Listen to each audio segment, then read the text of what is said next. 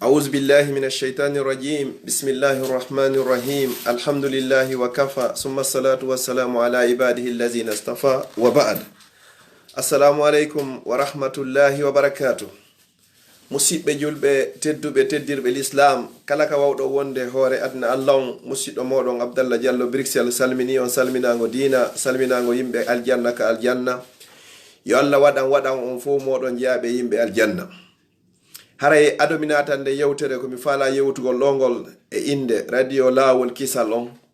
haray salmini kala karamokoɓe e musidɓe julɓe wonɓe wadde yewtereji ka radio ɗo e ka facebook ɗo ka youtube e kala wonɗo e wallitade fino lawol kisal ɓurta yarugol yeeso wonɓe heɗade wonɓe wadde yewtereji min salmini on min landike son hurno e jaam e so tawi kadi on juuli e jaam min toraniken on fo moɗon allah on allahjo subhanahu wa ta'ala wawɗo mo ronkata okkorayɗo hay so tawi a torakimo yo allah on ukku en kala ko woni moƴƴere woni e lewru ngon yo allah taw en fo en jaɓanama korka kan e ko naafa e ko zakka yo allah taw hara enen e mawɓe meɗen fof e dendagal julɓe men fof e renɗinama e natugol yidde jahannama sabu tewdugol ndu lewru feƴƴuno ɗo min landike si on juuli e jaam wa kullu amin wa antum bi hayrin.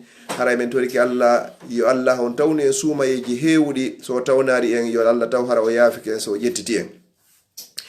musidɓe julɓe tedduɓe toɓɓere nde mi andintenta ɗo nden koko anduɗon on fof moɗon kono noon ɓay haray allah inni fa zakkir fa inna zicra tanfaul muminin. andintingol ngol hino nafa gomɗinɓe ɓen en iwi e moƴƴere molanade ko honɗum woni ɗum ko horugol lewru korka tawa korka ko tugalal jeyangal e tugalil islam. en iwi e o farilla ɗo mo allah farli e hoore meɗen en weltaniki allah moƴƴa o newnani en hoori en toriki mo kadi yo jaɓan en. haray salafu salih ridwanullahi alayhim moƴƴuɓe adiɓe feƴƴuɓe ɓen kamɓe si ɓe horino suumaye feƴƴi haray lebbi jeego hiɓe torade allah subhanahu wa ta'ala yo allah on jaɓanɓe enen kadi en toriki allah yo allah on jaɓan en. lebbi jeego kadi hara ɓe torade allah yo allah tawnuɓe suumaye kadi yo allah tawnu en suumaye aro on kadi wondude e cellal e balɗe e diina jaɓaka onne on nayi kadi wawgol horugol.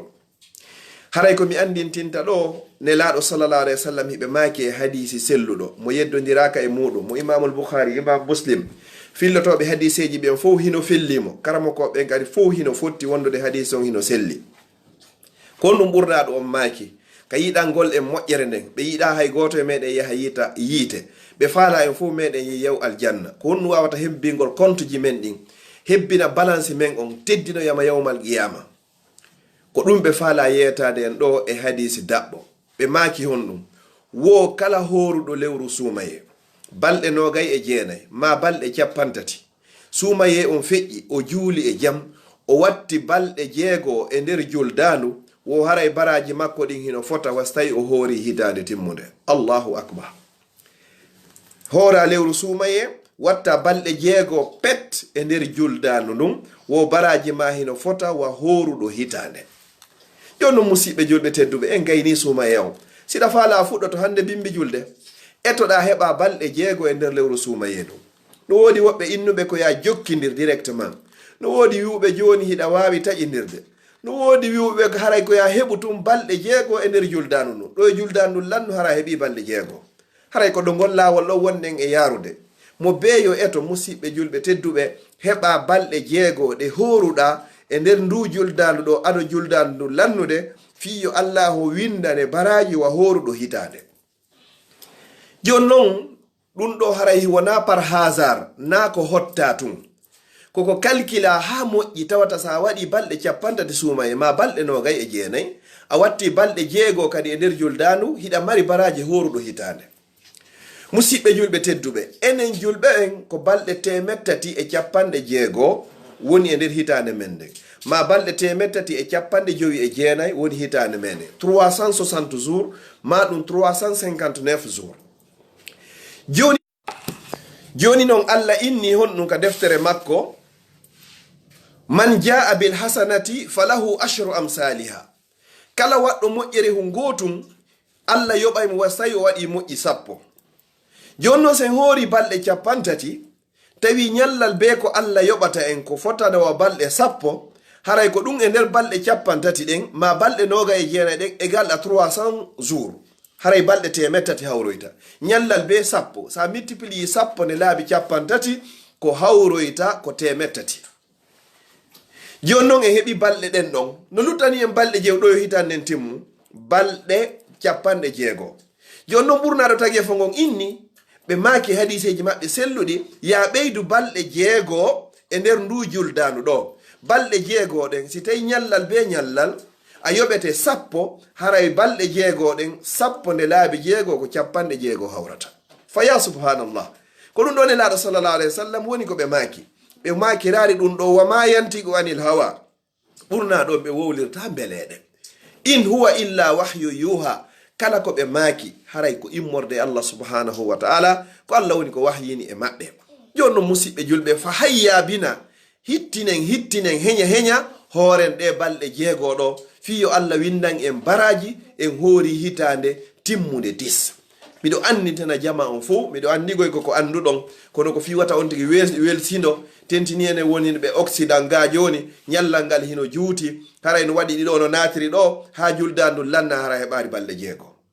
siɗa faala e nder lewru ndu fof ɗa faala 10 ɓe 10 a heɓay ɗiɗi ɗa faala hoore hande acca janggo. kono musidɗo julɗo tedduɗo bandirawo tedduɗo anduɗo wuuri pellet maye a innama sa hoori ɗe 6 ɗo tawde suuma yew hiɗa mari baraji horuɗo hitande, mi torikema mi jejima fiyo mandeke ma on, balance ma on, sikeli ma on teddiro e moƴƴi yawmal qiyama windaneɗa baraji horuɗo hitande wakkilo horaɗe balɗe 6 ɗo. andintina goɗɗo go kadi, lerɗina goɗɗo kadi, suusina goɗɗo kadi, yena goɗɗo kadi fino horira ɗe ɗo fiya heɓu nde moƴƴere ɗo. mi toriki Allah subhanahu wa ta'ala on yo Allah okku en nde moƴƴere ɗo, newnana en kadi wawugol horugol ɗe balɗe 6 ɗo sen horiɗe kadi o jaɓana en hara ko fi Allah woni ko horirde. musidɓe julɓe tedduɓe, no gasa noon no woodi sonnaɓe goo lando, kamɓe noon haray no woodi ko ɓe ñawli, hiɓe ñawli balɗe goo haray e nder suumaye wonɗe ɓe wawari yoɓude. si a wawi yoɓude ɗe hoora 6 ɗen fa biha wa nima haray no moƴƴi. si a ndaari a tawi a wawata hejjugol haray hooru balɗe ma 6 ɗen e nder ndu juldanu ɗo ko ñawliɗa kon e suumaye foti ko ñawlornoɗa ko sabu ellaji ma ɗin, ko ma foti ko ñawlornoɗa ko sabu nawnare. hiɗa wawi yoɓitude ɗen ɗon fop ɗo e oya suumaye aroygol. fi wa ma ja'ala alaykum fi ddini min haraj, Allah ɓittinanari en hay e hunde. to gasa noon woɓɓe ina joni ala ko fandimo ñawli ɗo, na fandimo ñawli ɗe 6 ɗo kaka juldaɗo ɗo pette hoorete. amma noon ko ñawliɗa kon hiɗa wawi yoɓitude ɗo ha e nder lebbi 10 aroji ɗin fof ha hewtoya e julda, ha hewtoya e sabboru suuma e arorondu ko wontun ko ya yoɓitu kala ko ñawɗiɗa ado oya suuma e aroygol.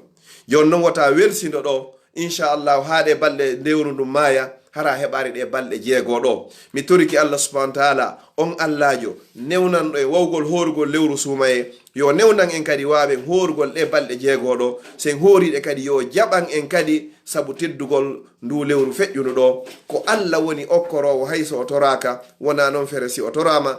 Allah men fewtima min torikema, jaɓan men ko min hoori kon, mi torikema min fewtima min torikema, newnan men ɗeɗo kadi si min hoori ɗeɗo kadi haray jaɓan men. mi toriki Allahu subhanahu wa ta'ala on, mi tororamo inɗe makko ɗen fof e sifaji makko ɗen e inde makko ɓurde mawde nden fof. kala wakkiliɗo hoori ɗeɗo o feƴƴini nde yewtere ɗo goɗɗo kadi hooroy yo Allah jaɓanmo. si Allah jaɓanimo kadi yo tawi o e rin inaɓe ɓen e natugol yiite jahannama, kanko e mawɓe makko e ɓey guureji makko e siɓɓe makko e ɓey nguureji ɗin fof e kala yiɓɓe makko, innahu waliyu zalika walqadiru aleyh. mi turiki Allah subhanahu wa ta'ala on yo Allah okku en timmode moƴƴe, yo Allah wurno en fodde ɗan gurna no moƴƴani en, yo Allah ƴettute ñande tawata ko laakara woni ko moƴƴani en, yo Allah dande en ala e wawata e jogede. wassalamu aleykum wa rahmatullahi wa barakatuh wa kullu amin wa antum bi khayr.